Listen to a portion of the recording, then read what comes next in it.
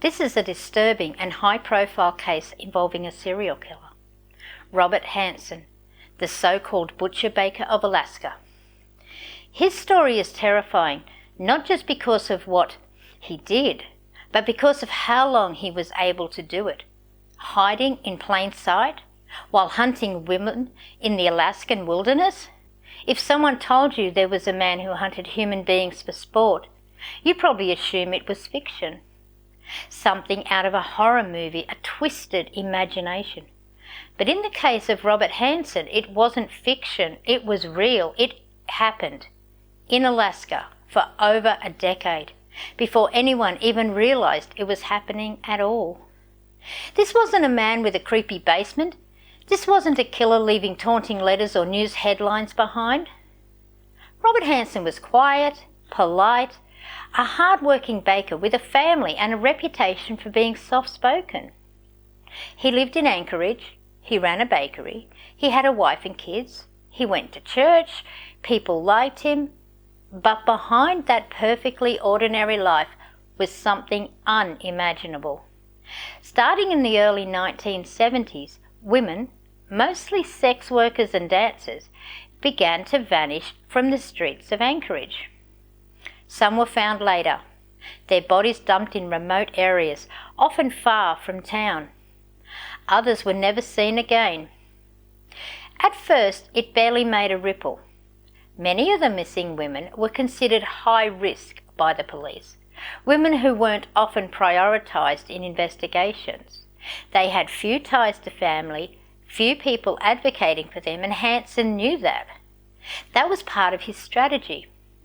He would drive around Anchorage looking for women working the streets or dancing in clubs. He'd charm them, offer them money, get them into his car. Sometimes he'd take them back to his house, where he had a soundproof basement. He'd tie them up, assault them, and then, if he didn't kill them immediately, he'd do something worse. He'd put them on his private plane. Hansen owned a small two-seater bush plane. He'd fly deep into the Alaskan wilderness, places only accessible by air, places no one else could hear you scream. He'd let the women go, tell them to run, and then he'd hunt them with a rifle like they were animals. He admitted later that this was his fantasy, to dominate, to control, to play God in the most terrifying way possible. And he did it over and over again.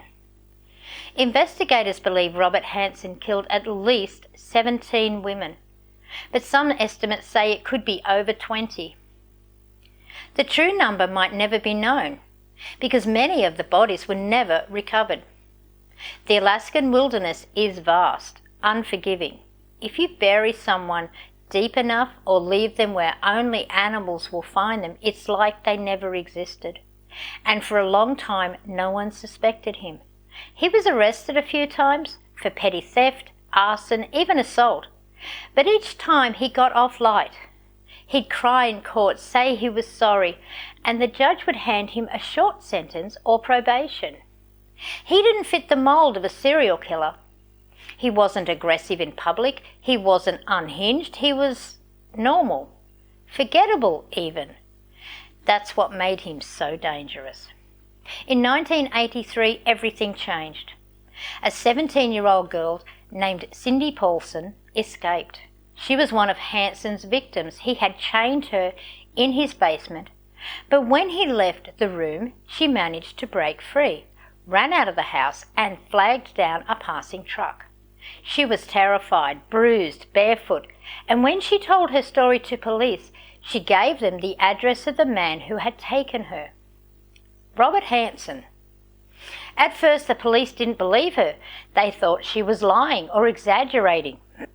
Again, she was a sex worker. Again, he was a respected business owner. But a few investigators thought something was off. They started digging. And once they got a search warrant for Hansen's home, they found the truth.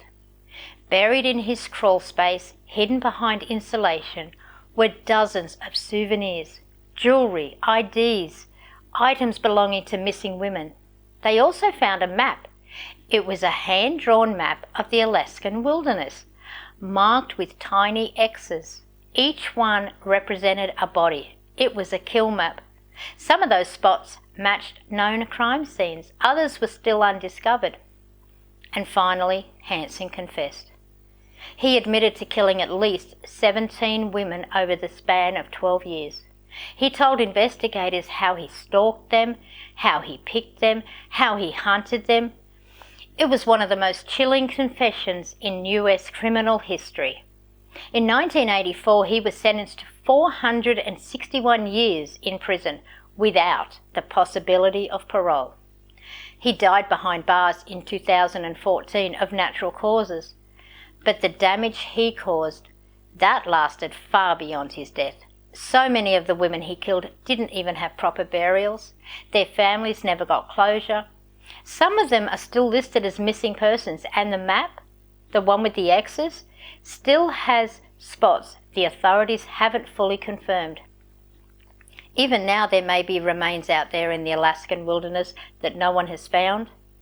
What makes Robert Hansen's case so terrifying isn't just the brutality of what he did, it's how long he got away with it. It's how he blended in, how he weaponized the assumptions people made about him and about his victims.